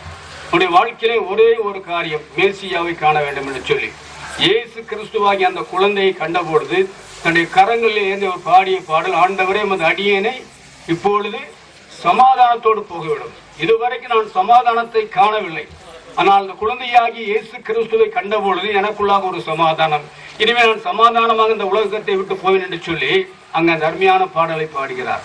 எனவே கிறிஸ்துவுக்கு அருமையான நாட்களிலும் கூட இயேசு கிறிஸ்து சமாதானத்தை கொடுக்க வந்தார். அவர் சமாதான பிரபு, அவருடைய சமாதான காரர் என்று சொல்லி வேதம் அழைக்கிறது. ஒரு அருமையான ஒரு கதை சொல்வார்கள். ஒரு மனிதன், ஒரு அரசன் சமாதானம் இல்லாமல் வாழ்ந்தானாம். அவருடைய வாழ்க்கையில் எப்படியாவது சமாதானத்தை பெற வேண்டும் என்று சொல்லி ஒரு பெரிய முனிவரிடத்திலே போகிறான், ஞானியின் இடத்திலே. அங்கு போய் கேட்கிறான், ஐயா எனக்கு சமாதானம் இல்லை, எப்படி சமாதானத்தை பெற்றுக்கொள்வது? அவர் சொன்னாரா, நீ நாட்டில் போ, எவன் ஒருவன் சமாதானமாக சட்டை அணிந்திருக்கிறானோ அவனுடைய சட்டையை வாங்கி போட்டுக்கொள். அவன் உலகம் முழுவதும் தன்னுடைய தேசம் முழுவதும் பார்த்தான், ஒருத்தர் கூட சமாதானம் இல்லை. ஆனால் அப்படிப்பட்ட இல்லாத சமாதானத்தை இந்த உலகத்திலே கொடுப்பதற்குத்தான் இயேசு கிறிஸ்து வந்தார். அந்த இயேசு கிறிஸ்துவனுடைய உள்ளங்களிலே நாம் ஏற்றுக்கொள்வோம் என்று சொன்னால் இந்த பண்டிகை நாட்களிலே சமாதானம் இருக்கும். வாழ்வில் பிரச்சனைகள் வரும், கஷ்டங்கள் வரும், ஆனால் கூட இந்த உள்ளத்திலே சமாதானம் என்பது உன்னுடைய உள்ளத்திலே இயேசு கிறிஸ்து இருக்கும் பொழுது மட்டும்தான் நமக்கு கிடைக்கும். இந்த நாளிலோ அப்படிப்பட்ட சமாதானத்தை கொடுப்பதற்காக ஆண்டவராக இயேசு கிறிஸ்து வந்திருக்கிறார். எனவே கிறிஸ்துவுக்கு பிரியமானவர்களே, இந்த கிறிஸ்துமஸ் பண்டிகை என்பது கிறிஸ்துமஸ் வாழ்க்கையிலே மாற்றங்களை கொண்டு வரக்கூடியதாக இருக்கிறது. பல மாற்றங்கள் சொல்லி ஆவிக்குரிய வாழ்க்கையிலே, சமுதாய ரீதியிலே, பொருளாதார ரீதியிலே, எல்லா ரீதியிலும் நம்முடைய வாழ்விலே பெரிய மாற்றத்தை நாம் இந்த இயேசு கிறிஸ்து மூலமாக பெற்றிருக்கிறோம். மூன்றாவதாக நான் ஒரு குறிப்பை சொல்லி கடந்து செல்வோம். மூன்றாவதாக நான் பார்க்க கிறிஸ்து பிறப்பு நமக்கு அறைகோல் விடுகிறது. கிறிஸ்துமஸ் சேலஞ்ச் டு அஸ், நம்முடைய வாழ்க்கையில ஒரு சேலஞ்ச் பண்ணுது. என்ன சேலஞ்ச்? நாம் அங்கே பார்க்கிறோம், இன்னைக்கு உலக நாடுகள் எல்லாம் ஒவ்வொன்று சேலஞ்ச் பண்ணுது. நீ பெரியாளா, நான் பெரியாளா? Russia, Ukraine, India, Pakistan, India, China, Pakistan, சொல்லிக்கொண்டே போகலாம். பல நாடுகள் தங்களை பெரியவர்களாக மாற்றுவதற்காக எல்லாருக்கும் சவால் கொடுக்கிறார்கள். ஆனால் இயேசு கிறிஸ்துடைய பிறப்பை நாம் பார்ப்போம் என்று சொன்னால் அவருடைய பிறப்பு வித்தியாசமானது. இயேசு கிறிஸ்து பிறந்தவர்கள் சொல்றாங்க, யூதருக்கு ராஜாவாக பிறந்திருக்கிறவர் எங்கே? இந்த ஒரு கேள்வி ஒரு பெரிய அறைகோல் கொடுக்கிறது. யாரு பார்த்து அறைகோல் விடுகிறது? இந்த உலகத்தில் பிறந்ததிலே மாட்டு தொழுவத்திலே பிறந்த ஒருவர் அங்கே அரண்மனையில் இருக்கக்கூடிய ஏரோதுக்கு அறைகோல் விடுகிறார். சாதாரண புல்லணையிலே பிறந்த ஒருவர் அரியணையிலே இருக்கக்கூடிய அந்த ஏரோதுக்கு அறைகோல் விடுகிறார். அதோடு கூட மட்டுமல்லாமல் நாம் பார்ப்போம் என்று சொன்னால் இந்த இடத்துல இன்னொரு சிறப்பான காரியம் என்னவென்று சொன்னால், அவர் ஒரு சாதாரண சிற்றூரிலே பிறந்தவர். பெத்லகேம் ஒரு சின்ன ஊர். அந்த ஊர்ல பிறந்து எருசலேம் என்கிற பட்டணத்தில் இருக்கிற அந்த ஏரோதுக்கும் அவனோடு கூட இருந்தவர்களுக்கும் சவால் வருகிறார். அவர்கள் எல்லாரும் சில கலங்குகிறார்கள். இயேசுடைய பிறப்பை கேட்டு ஏரோதும் அவனோடு கூட எருசலேம் நகரத்தாரும் கலங்கினார்கள். காரணம் என்னவென்று சொன்னால், ஒரே ஒரு அவருடைய ஏரோதுடைய வாழ்க்கையிலே விட்டு கொடுக்கக்கூடிய மனப்பான்மை இல்லை. தான் ராஜாவாக இருக்கிறேன், எனக்கு எதிராக ஒரு ராஜா தோன்றிவிட்ட உடனே அவரால் அதை பொறுத்து கொள்ள முடியும். அதன் விளைவு 2 வயது குழந்தைகளை எல்லாம் கொள்கிறார். பொதுவாக இந்த உலகத்திலே பதவி ஆசை உள்ளவர்கள் எதையும் செய்வார்கள். அதற்கு ஏரோதுதான் சிறந்த உதாரணம். ஏரோதை போல ஒருவரை பதவி ஆசை உள்ளவனை குறித்து பார்க்கிற பொழுது அவருடைய வாழ்விலே தான் பெற்ற குழந்தையை கொன்றதாக வரலாறு சொல்கிறது. ஏரோது தான் பெற்ற பிள்ளையை கொள்கிறான். காரணம் என்ன? தனக்கு பின்னால் தன்னுடைய பதவி தன்னுடைய பிள்ளைகளுக்கு போய்விடக் கூடாது என்பதற்காக அப்படிப்பட்ட ஒரு செயலை செய்தவர் தான் இந்த ஏரோது. எனவே கிறிஸ்து நம்முடைய வாழ்க்கையிலும் கூட இயேசு கிறிஸ்து பிறப்பின் பண்டிகை கொண்டாடுகிற நமக்கு அறைகோல் என்ன? அறைகோல் நம்முடைய வாழ்விலே தாழ்மை உண்டா? கிறிஸ்துவின் பிறப்பு நமக்கு தாழ்மையை சுட்டி காட்டுகிறது. எல்லாம் உடையவர் தம்மை தாமே வெறுமையாக்கி அடிமையின் ரூபம் எடுத்து மனிதனாக வருகிறார். அதுதான் அவருடைய தாழ்மை தான் அவருடைய உயர்வுக்கு காரணம். நிறைய தலைவர்கள் உண்டு அரசியல், ஆனால் பெருந்தலைவர் ஒன்றும் இல்லாதவராக போயினார். தனக்குன்னு எதையும் எல்லாத்தையும் வெறுமையாக்கினார். எனவேதான் இன்னைக்கு அவரை பெருந்தலைவர்னு சொல்றோம். மற்றவங்க சாதாரண தலைவர்கள் தான். அதே போல இயேசு கிறிஸ்துவினுடைய வாழ்க்கையில் எல்லாம் நிறைந்தவர், அத்தனை ஐஸ்வர்யம் உள்ளவர் நமக்காக இந்த உலகத்தில் பிறந்த பொழுது ஒன்றும் இல்லாதவராக வந்து இந்த உலகத்தை நமக்கு விலை மதிக்க முடியாத மீட்பை கொடுத்து நிற்கிறார். இந்த உலகத்தை விட்டு கடந்து போயிருக்கிறார். எனவே அப்படி நம்முடைய வாழ்க்கையில் உணர்ந்து கிறிஸ்து பிறப்பு கொண்டாடுகிற நமக்கு அவர் கொடுக்கிற அறைகோல், உங்களுக்குள்ளே தாழ்மை உண்டா, உங்களுக்குள்ளே எளிமை உண்டா என்கிற அந்த கேள்வி எழுப்புகிறார். அதே நேரத்தில் உங்களுக்குள்ளாக பொது உடைமை உண்டா? நீங்கள் உங்களுக்குள்ள பகிர்ந்து கொடுக்கிறீர்களா? கடந்த நாளில் நம்முடைய உதவி முதல்வர், துணை முதல்வர் பேசினார். கிறிஸ்துவமும் திராவிடமும் ஒன்றுதான்.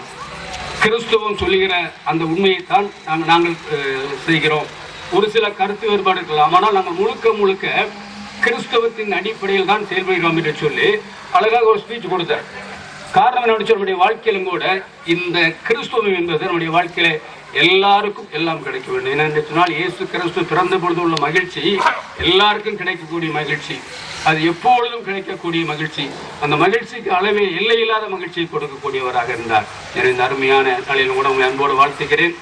3 காரியங்களை உங்களோடு பகிர்ந்து கொண்டேன். இந்த கிறிஸ்து பிறப்பு நமக்கு கொடுக்கிற உண்மை என்னவென்று சொன்னால், முதலாவது நான் சொல்லுகொள்ள கிறிஸ்து பிறப்பு நமக்கு சுட்டி காட்டுகிற உண்மை, இது இணைக்கின்ற கிறிஸ்து பிறப்பு பண்டிகை. நம்ம எல்லாரையும் ஒன்றாக இணைக்கக்கூடிய பண்டிகை. இன்னைக்கு ஒரு நாள் மட்டுமல்ல, வாழ்நாள் முழுதும் கிறிஸ்துவிலே நாம் இணைந்திருக்க அழைக்கப்பட்டிருக்கிறோம்.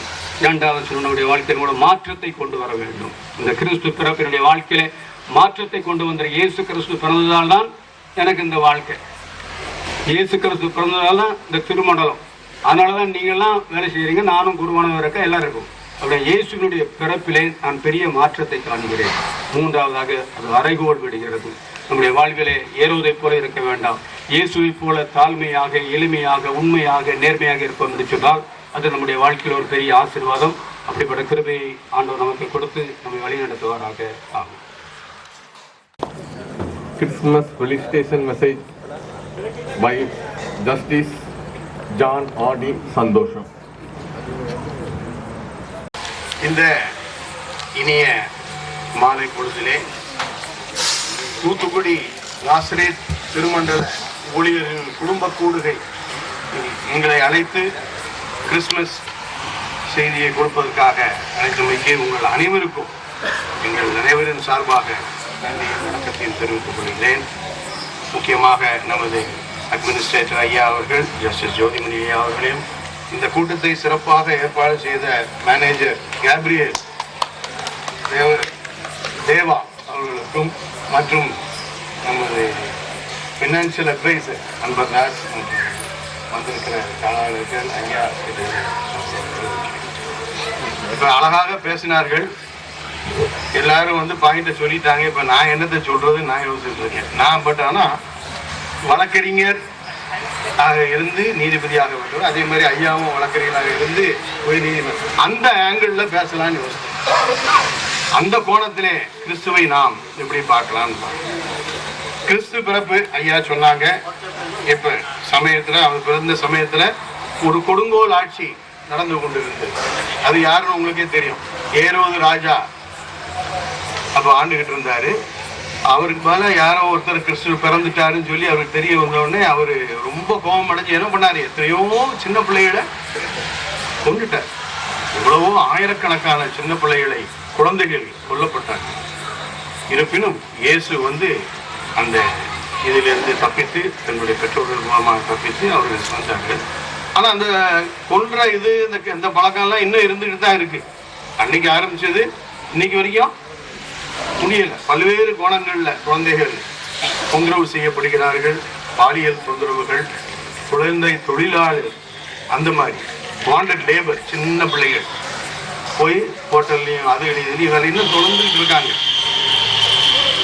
இதை நாம் என்ன செய்யணும்? நீங்க நம்மெல்லாம் இதை மீட்பதற்காக நம்மளால முடிந்த அளவு எல்லாம் என்ன பண்ணணும்? இதுகளை பாதுகாக்க வேண்டும்.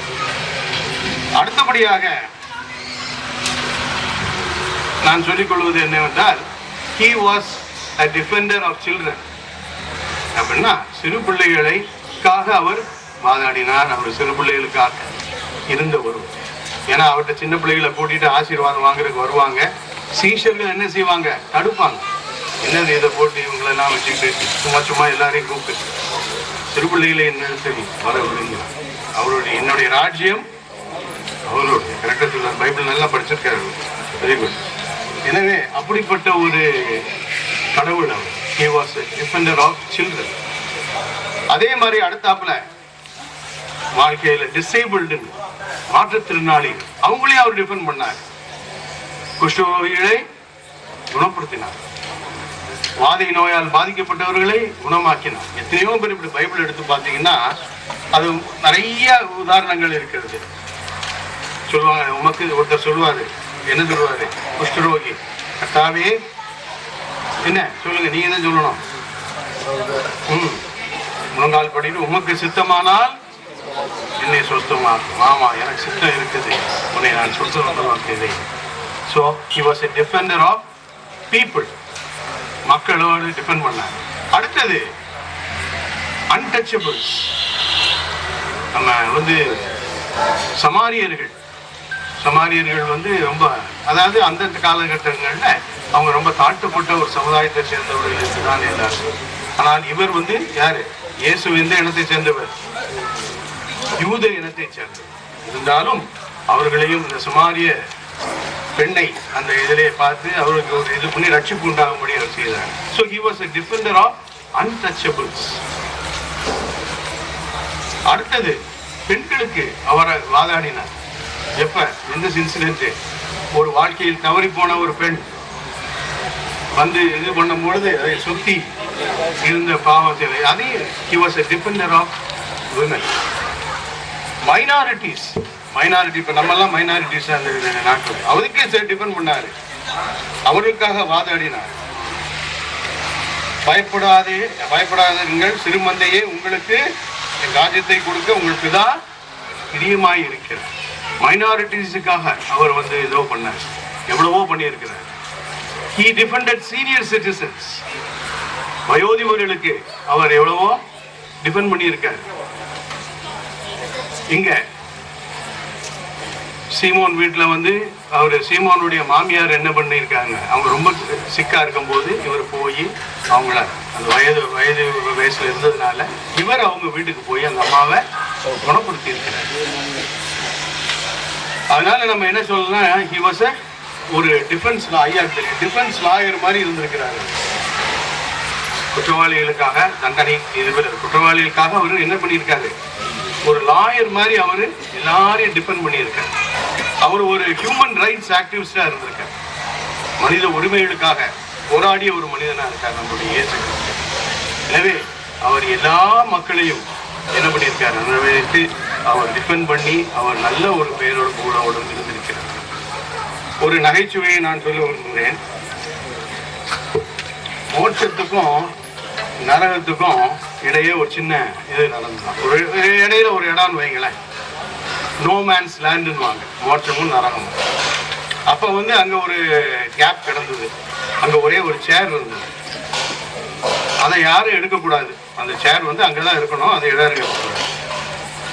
ஒரு நாள் என்னன்னா அந்த சேர் வந்து திடீர்னு காணா போச்சு. யார் எடுத்ததுன்னு ஒரு பிரச்சனை. மோட்சத்துல உள்ளவங்க சொல்றாங்க, இல்ல நரகத்துல உள்ளவங்க தான் எடுத்துட்டு போயிட்டாங்க, அவங்க தான் திருடிட்டு போயிட்டாங்க. நரகத்துல உள்ள ஆளு என்ன சொல்றது, இல்லையா நாங்க எடுக்கவே இல்லை, நீங்க தான் வந்து எடுத்துட்டு. இப்படியே தக்க நடக்குது. நாங்க எதுக்கு எடுக்கணும், அதை நீங்க எங்க மேல வீண் பண்ணி போட்டுக்கிட்டு இருக்கீங்க, நீங்க தான் ஏன் தூக்கிட்டு போயிட்டீங்கன்றாங்க. ஸோ இந்த பிரச்சனை வந்து முதல்ல ஏசி விடமும் சாத்தாடமும் போச்சு, ரெண்டு பேட்டையுமே போச்சு. இயேசுவும் டிபெண்ட் பண்றாரு, எங்க ஆளுங்க மோட்சத்தில் உள்ளவங்க யாரும் எடுக்கலாம், நீங்க விசாரிச்சு பாருங்க. சாத்தான் எங்க ஆளுங்களும் எடுக்கல அப்படின்னு. சரி, சாத்தான் ஒரு சஜஸ்ட் பண்றாரு, ஏன் ஒரு கமிஷன் போடுங்களேன். ஆமா, நீங்களும் இல்லைன்றீங்க, நானும் இல்லைன்றேன், அதனால ஒரு கமிஷனை போடுங்க, உண்மையை கண்டுபிடிச்சிருவோம் யாருன்னு வருது. ஸோ அந்த இதுல வந்து எங்கள்ல ஒரு 5 பேர், உங்களில் ஒரு 5 பேர், சரி கமிஷனை போட்டுறோம். நான் இயேசு சொல்றாரு, நான் இதுக்கு ஒத்துக்கிற மாட்டேன், கமிஷனுக்கெல்லாம் நான் வந்து ஒத்துக்கிற மாட்டேன். ஏன்னு கேட்குறாரு சாத்தான். ஏன் ஒத்துக்கிற மாட்டேங்கிறீங்க, நீங்க கமிஷன் தானே போடுறோம், அது நியாயமானது தானே. ரெண்டு பேரையும் அக்யூஸ் பண்ணிக்கிட்டு இருக்கோம், இது நியாயம் கிடைக்கிறது ஒரு கமிஷன் வந்தா தானே இது பண்ணும். இல்ல எங்க பக்கம் வக்கீலே யாரும் கிடையாதுன்னு இயேசு சொல்றாரு. எல்லாமே நல்ல வக்கீல்கள் உங்க பக்கம் இருக்காங்க, நல்ல வக்கீல்கள்லாம் உங்க பக்கம் இருக்காங்க, எங்கிட்ட வக்கீலே இல்லை, வக்கீல்கள் குவைத்துக் கொள்ளக்கூடாது. இது ஒரே ஒரு ஜோக்கு, அதையும் சொல்லி முடித்து என்னுடைய உரையை முடிக்கிறேன். ஒரு ஊர்ல ஒரு அப்பா இருந்தார், அவருக்கு 4 பிள்ளைகள், 4 பசங்க. அது அவருக்கு ஒரு பெரிய ஆர்வம், இந்த 4 பசங்களும் ஃபியூச்சர்ல வந்து என்ன ஆவாங்க, என்ன ஆகணும்னு ஒரு குறி சொல்றவர்கிட்ட போவார். ஐயா கோச்சுக்க கூடாது, இது பாஸ்டர் கோச்சுக்க, இது உங்கள்கிட்ட தான் வருவேன் நான் கடைசியா. ஏன்னா முதல்ல பையன் வந்து குறி சொல்றவர் பார்த்துட்டு இவன் பெரிய அறுவை சிகிச்சை நிபுணராக, ரொம்ப சந்தோஷம், பெரிய சர்ஜனா வரலாம் சொல்லிட்டாரு, குறி சொல்லிட்டாரு. ரெண்டாவது பையனை பார்த்து கேட்கிறாரு. பார்த்து கேட்கும் போது இது இப்ப மக்களை ஆழ்ந்த தூக்கத்துல வைப்பாங்க. அனஸ்தெட்டிஸ் தான் அந்த மயக்க மருந்து கொடுக்குறாங்க. அது பிரான்ச் ஆஃப் மெடிசன். ஸோ அவன் ரெண்டாவது பையனும் அந்த மெடிசனுக்குள்ள போறான், சந்தோஷம்.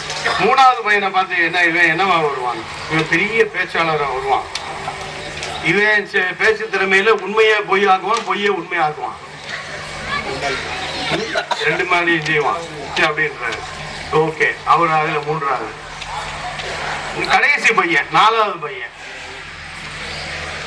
இவன் என்ன ஆவான் அப்படின்னு அவர்கிட்ட கேட்கிறாரு. இந்த 3 பேர் செய்யறது இவன் ஒரே ஆள் செய்வான்.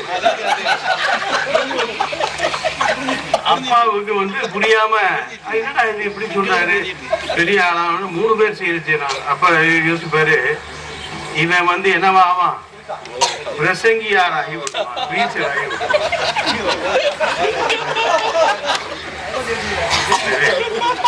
இதெல்லாம் சும்மா ஜோக்கு கவனி சொல்றாரு. துறையை சொல்லுவாங்க.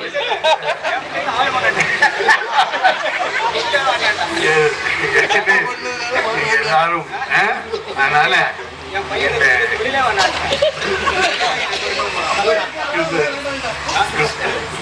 பிறப்புல எல்லாரும் சொன்ன மாதிரி ஐயாவும் சொன்னாங்க. ஐயா அழகா சொன்னாங்க, அன்பை பத்தி பேசினாங்க. ஐயா மாற்றங்களை கொண்டு வருபவர், அவர் எவ்வளவோ புரட்சியை செய்தவர் இருந்தாங்க. கிறிஸ்துமஸ் புத்தாண்டு, கிறிஸ்துமஸும் புத்தாண்டும் உங்களுக்கு நல்லபடியாக அமைய வேண்டும். ஏன்னா இது ஒரு நல்ல ஆண்டா இருக்கணும். ஐயாவும் சொன்ன மாதிரி யார் வர்றாங்களோ இல்லையா அதை விடுங்க, நம்ம ஒற்றுமையாக இருக்கு. அதைத்தான் நான் இந்த நேரத்தில் வலியுறுத்தி உங்களை எல்லாம் நாளுகளோடு கேட்டுக்கொள்கிறது. ஒற்றுமையாக இருந்து சந்தோஷமாக வேலை பார்த்து இந்த திருமணத்தை நீங்கள் உயர்த்துவீர்கள். உங்கள் அனைவருக்கும் என்னுடைய கிறிஸ்துமஸ் மற்றும் புத்தாண்டு வாழ்த்தை தெரிவித்துள்ளேன். எங்களுடன் பல ஆண்டுகள் பணிபுரிந்து இன்று ஓய்வு பெற்றிருக்கும் எங்களுடைய உடன் ஊழியர் மிஸ்டர் எம் சுரேஷை வாழ்த்தும் வண்ணமாக மிஸ்டர் பி ஜெயராஜ் அவர்கள் சில நிமிடங்கள் பேசுவார்கள். பனி கொட்டும் இரவில் முன்னணையில் பிறந்து இந்த பாரெல்லாம் மகிழ்ச்சியுடன் இருக்க செய்த பரவன் இயேசு கிறிஸ்து நமக்கு நீதிபதியாய் இருக்கிறார். அந்த நீதியரசரின் உத்தரவால் நமக்கு ஒரு திருமண்டலத்துக்கு ஒரு நிர்வாகியாக பதவியேற்றிருக்கக்கூடிய, நம்மை நிர்வாகம் செய்திருக்கக்கூடிய ஐயா ஜோதிமணி ஐயா அவர்களுக்கு எனது சிறந்தாழ்ந்த வணக்கங்கள். அவர் மூலம் இந்த திருமண்டலத்தில் பல்வேறு துறைகளில் பணியமர்த்தி நல்லபடியாக நிர்வாகம் செய்து வந்து கொண்டிருக்கிற நம்முடைய திருமண்டல அலுவலர்கள் அவர்களுக்கு நல்ல வணக்கம். அது மாத்திரமல்ல, நம்முடைய அலுவலக மேனேஜராக பதவியேற்று எங்களை எல்லாம் அழைத்து அனைவரும் ஒற்றுமையாக இருக்க வேண்டும் என்று சொல்லி மனிதருள் மாணிக்கமாக இருக்கிற எங்கள் திருமண்டல அலுவலக மேனேஜர் ஐயா அவர்களுக்கு எங்கள் நெஞ்சார்ந்த நன்றிகளையும் வணக்கங்களையும் தெரிவித்துக் கொள்கிறோம். அடுத்ததாக அண்ணன் சுரேஷன் அண்ணன் நானும் 2006 இருந்து வேலை பார்த்துட்டு இருக்கோம். அண்ணன் நீங்க பார்க்க ஒரு சாதாரண ஆளா தெரியும். இவருடைய சகோதரி தான் தமிழ்நாடு அரசின் சமூக நலன் மற்றும் மகளிர் உரிமைத்துறை அமைச்சர் கீதா ஜீவன் அவர்கள். இன்னொரு சகோதரர் தான் தூத்துக்குடியில இருக்கிற தூத்துக்குடி மேயர் திரு ஜெகன் பெரியசாமி அவர்கள். அப்பேற்பட்ட பெரிய குடும்ப பின்னணியில் வந்தவர். நீங்க சாப்பிட்டு வச்சீங்கன்னா தட்டை எடுத்து கழுவிப்பார். அவ்வளவு ஒரு தாழ்மை பணிவான ஒரு மனிதர். அவர் முரட்டு குணங்கள் உண்டு, அதெல்லாம் நீங்க பார்க்கல. அந்த வாய்ப்பு உங்களுக்கு இல்ல. அவர் எவ்வளவு பெரிய, யாரையும் கணிச்சல் கேட்க மாட்டாரு. ஓடியா வந்தாலும் போயாம்பார். 7 அடி தூக்கிட்டு வெளியே போட்டார். அவருடைய கடந்த கால நிகழ்வுகளை நீங்கள் சந்திக்கல. ஆனா ஒரு குழந்தைத்தனமான சிந்தனையும் குழந்தைத்தனமான செயலும் அவர் கொண்டு யாருக்கும் இறக்கத்துடன் செயல்படக்கூடியவர். அண்ணனுடைய மனைவி ஆசிரியர் இருக்காங்க. பிள்ளைங்களை சென்னையில கட்டி கொடுத்திருக்கு. இன்னொரு பையன் இருக்கு. ஆனா மிகச்சிறந்தவர், பழுவதற்கு மிகச்சிறந்தவர். ஒருத்தர் ஆபீஸ் ஸ்டாப் ஒரு கஷ்டப்பட்ட உடனே போய் தூக்கி விடக்கூடிய எண்ணங்களுக்கு உரியவர். இங்க இருக்கிற அத்தனை பேருடைய அன்பையும் ஒருமையாக பெற்றவர், ஒருதலை பெற்றவர், எல்லாருடைய அன்புக்கும் பாத்திரமானவர். அப்படிப்பட்ட அருமையான ஒரு அண்ணன் நல்ல வேலை பார்த்திருக்காங்க. எங்களோட இந்த வருஷம் பணிபுரிந்ததற்காக, அவருடைய நட்பு கிடைத்ததற்காக இறைமகன் இயேசுவை வேண்டுகிறேன். அதோடு உங்களோடு பணி செய்யக்கூடிய இந்த வாய்ப்பையும் ஆண்டவர் கொடுத்திருக்கிறார். அதற்கும் நான் கடவுளுக்கு நன்றி செலுத்துகிறேன். எங்கள் அனைவரையும் உங்களுக்கு தெரியுமா என்று எனக்கு ஜோதிமணியாக்கு தெரியல. நீங்களாம் தெரியுமா தெரியல, 10 பேர் வாத்தியார் தான் உங்க பக்கத்தில் வச்சிருக்கீங்க, எங்களெல்லாம் வச்சிருக்கீங்க, ஆபீஸில் வச்சிருக்கீங்க. இருந்தாலும் எங்களையும் வரும் காலங்களில் நீங்கள் பயன்படுத்திக் கொள்ளுங்கள். ஜெயராஜா தெரியுமா சாருக்கு? சொல்லு ரஞ்சித், சொல்லுப்பா. தெரியாது, பக்கத்துல 3 பேர் வச்சிருக்கீங்க. ஆனா அண்ணன் வந்து சில விஷயங்களுக்காக நாங்க நேரடி பார்த்தோம். உங்க நேரம் வந்து பார்த்தேன் நாசனத்துல, நீங்க அது சரிப்பட்டு வரல விட்டுருங்க. இருந்தாலும் உங்களுடைய நல்ல நிர்வாகம் சிறக்க வாழ்த்துக்கள். எங்க அண்ணனுக்கு வந்து அண்ணா வயசு என்ன? 58 வயதில் பணியில் அடைஞ்சிருக்கிறார்கள். இருந்தாலும் சிறந்த ஊழியர், சிறந்த அலுவலக ஊழியர். இப்படி ஒரு ஊழியரை, எல்லாத்துக்குமான ஊழியரை நீங்கள் உங்கள்கிட்ட இருக்கலாம், ஒரு சார்பாக தான் இருப்பான். ஆனா அண்ணன் வந்து எல்லாத்துக்குமான ஊழியராக இருந்து பணி பெற்றிருக்கிறார்கள். அவர்களை இந்த அலுவலகம் சார்பாக நெஞ்சார்ந்த வாழ்த்துக்களை கூறிக்கொண்டு இது பணி நிறைவேறினாலும் வாழ்க வாழ்க வாழ்க. ஐயா அவர்கள் பொழுது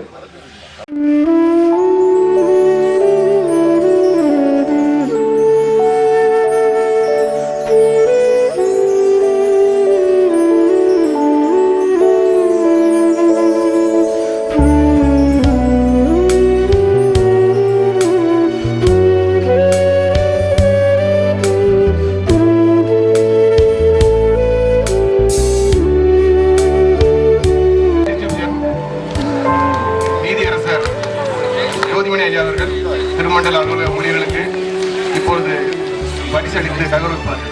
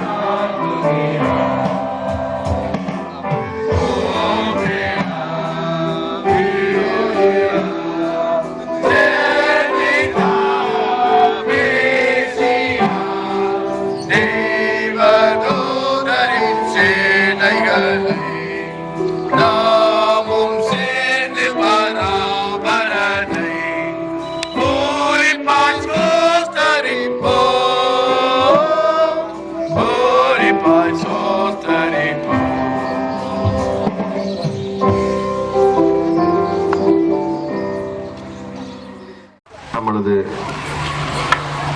திருமண்டல ஊழியர்கள் குடும்ப கூடுகையில கலந்து கொண்டமைக்கு ரொம்ப சந்தோஷமா இருக்கு. இதை பார்க்கும்போது பார்த்தா அப்படியே கிறிஸ்மஸே முடிஞ்ச மாதிரி இருக்கு. எல்லாம் ஒரு ஃபேமிலியா இருக்கும்போது பார்த்ததுல ஒரு ரொம்ப சந்தோஷம்.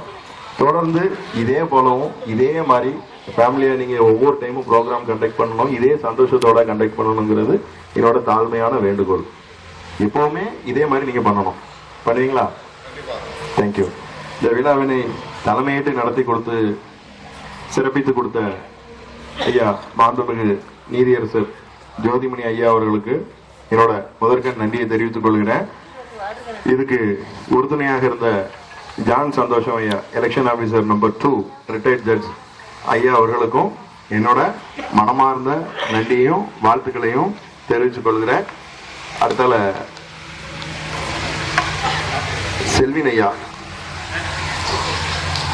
லோக்கல் பாஸ்டேட் சேர்மன் ஐயா அவர்களுக்கும் என்னோட வாழ்த்துக்களையும் நன்றிகளையும் தெரிவித்துக் கொள்கிறேன். நெக்ஸ்ட் நம்மளோட பினான்சியல் அட்மினிஸ்ட்ரேட்டர் அன்பர்தாஸ் அண்ணன் அவர்களுக்கும் என்னோட மனமார்ந்த நன்றி. இதுல சீரும் சிறப்புமா வந்து கலந்து கொண்ட 2 மேலாளர்கள் அண்ணன் பாரியண்ணன் அவர்களுக்கும்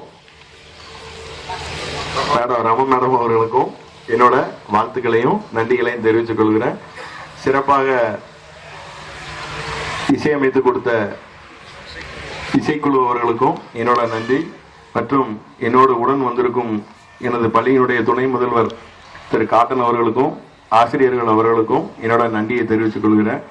இப்படி ஒரு விழாவை அருமையா ஏற்படுத்தி கொடுத்த இதுக்கெல்லாம் ஃபுல் அண்ட் ஃபுல் இருந்து பார்த்துக்கிட்டது வந்து பின்னால இருந்து பார்த்த செல்வின் அண்ணன் ஹெட்லர் இங்க இருக்காப்ல,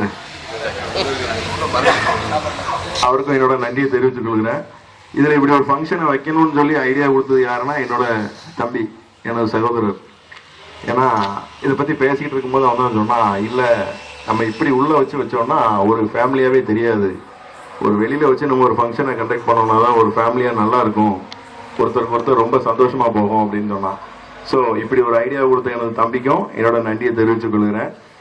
அப்புறம் இப்படி ஒரு அருமையான ஒரு இதை ஏற்படுத்தி கொடுத்த ஹோட்டல் கேப்சி ஹோட்டல் ஊழியர்களுக்கும் மேலாளர்களுக்கும் என்னோட தொடர்ந்து நன்றியை தெரிவித்துக் கொள்கிறேன். உங்களுக்கும் என்னோட நன்றியை தெரிவித்துக் கொள்கிறேன். அப்புறம் உடனடியாக சொன்ன கேமராமேன்ஸ் அண்ணம்மா 2 பேருக்கும் 3 மணிக்கு தான் நான் சொன்ன உடனே என்னோட அழைப்பை ஏற்று வந்ததற்கு அவங்களுக்கு திருநெல்வேலியிலிருந்து வந்த அவங்களுக்கு என்னோட நன்றி. எல்லாருக்கும் என்னோட நன்றிகளையும் வாழ்த்துக்களையும் நான் தெரிவித்துக் கொள்கிறேன். எல்லாரும் லாஸ்டா போகும்போது ஒரு சிம்பிளா ஒரு ஃபுட் இருக்கு எல்லாருக்கும், நம்ம எல்லாம் ஃபேமிலியை சேர்ந்து உட்கார்ந்து நம்ம சாப்பிட்டு போலாமா? தேங்க்யூ. கேப்ரியல் ஒவ்வொன்றும் ரொம்ப எஃபர்ட் எடுத்து செஞ்சாங்க. ஒவ்வொரு டைம் இது இப்படி பண்ணிடுங்க அப்படி பண்ணிடுங்க அப்படின்னு ஒவ்வொரு டைம் ஒரு 3 டேஸாவே அவங்க ஃபாரின்ல இருந்து வந்த உடனே ஒவ்வொன்றா சொல்லி இப்படி பண்ணிருங்க அப்படி பண்ணிருங்கன்னு சொன்னாங்க. ரொம்ப ஹோல் ஹார்ட்டடா பண்ணாங்க. என்ன ஒரு holy hearted with thank you so much mister Gabriel, அவர் மேனேஜர். இந்த கேமராலாம் ஃபுல்லாக அவங்களே ஸ்பான்சர் பண்ணிக்கிட்டாங்க. Once again with thank you so much. Thank you. ஸ்தோத்திரிக்கிறோம் ஆண்டவரே, இந்த ஆசீர்வாதமான மகிழ்ச்சியான இரவுகளுக்காக உமக்கு ஸ்தோத்திரம். ஆண்டவரே, நீர் இந்த உலகத்திலே பிறந்ததினாலே எத்தனை உண்மைகளை நாங்கள் அறிந்து கொண்டோம். எங்களை எல்லாம் ஆண்டவரே ஒன்றாக இணைக்கும்படியாக இந்த உலகத்திலே பிறந்தீர். எங்களுடைய வாழ்க்கையிலே பெரிய மாற்றங்களை கொடுப்பதற்காக பிறந்தீர். அதோடு எங்களுடைய வாழ்க்கையிலே பெரிய அறைகூவலை கொடுத்திருக்கிறீர். நீங்கள் தாழ்மையாக வாழுங்கள், பொதுமுறையோடு வாழுங்கள், எல்லாரையும் நேசியில் நீங்கள் நல்ல உங்களுடைய போதனைகளுக்காக உமக்கு ஸ்தோத்திரம். இதனால் என்னுடைய திருமணல ஊழியர்கள் மூலமாக நடத்தப்பட்ட அருமையான கிறிஸ்துமஸ் கீத ஆராதனைக்காக ஸ்தோத்திரம். என்னுடைய பிள்ளைகள் தன்னுடைய தாழ்ந்துகளை என்னுடைய சமூகத்தில் பயந்து கொண்டிருக்கிறார்கள். ஆண்டவரே, நீர் எங்களுடைய பாடல் மூலமாக உங்களுடைய நாமம் மகிழ்ப்பட்டிருக்கிறது. பரலோகத்திற்கிற தேவனும் ஆண்டவரை கேட்டுக்கொண்டிருக்கிறதுக்காக ஸ்தோத்திரம். திருமணத்திற்காக, நிர்வாகத்திற்காக, குறிப்பாக நிர்வாகி ஐயாவுக்காக உமக்கு ஸ்தோத்திரம் செலுத்துகிறோம். எல்லாரும் நீர் ஆசீர்வதியும். கடந்த பல மாதங்களாக இந்த இடத்துல வந்து உங்களுடைய ஊழியத்தை சிறப்பாக செய்து கொண்டிருக்கிறார்கள். தொடர்ந்து அவர்களுக்கு நல்ல கிருபை, சுகம், பலன் தந்து நீர் வழி நடத்தும். தர்மையான நாளிலும் கூட தொடர்ந்து வருகிற காலங்களே உங்களுடைய கிருபை தங்கியிருக்கட்டும். எப்பொழுது எங்கள் ஆண்டவர் எங்களுக்குள்ளாக இருக்கிற விசுவாசத்தோடு நாங்கள் தொடர்ந்து வாழ கிருபை செய்யும். துதி கனம் மகிமை எல்லாவற்றையும் மிக்க சேர்த்துக்கிறேன். எல்லாவற்றையும் எங்களுக்காக அந்த உலகத்தில் பிறந்து எங்களை எல்லாம் மீட்டுக் கொண்டு எங்கள் அருமை ரட்சகர் இயேசு கிறிஸ்து மூலமா ஜெபிக்கிறோம். ஜெபம் கேளும் பிதாவே. நம்முடைய ஆண்டவராக இயேசு கிறிஸ்துடைய கிருபையும் பிதாவாகிய தேவனுடைய அன்பும் பரிசுத்தாவின் ஐக்கியமும் நம் மனங்களுடைய எப்பொழுது இருப்பதாக. ஆமென். எல்லாரும் stand up. எழுதி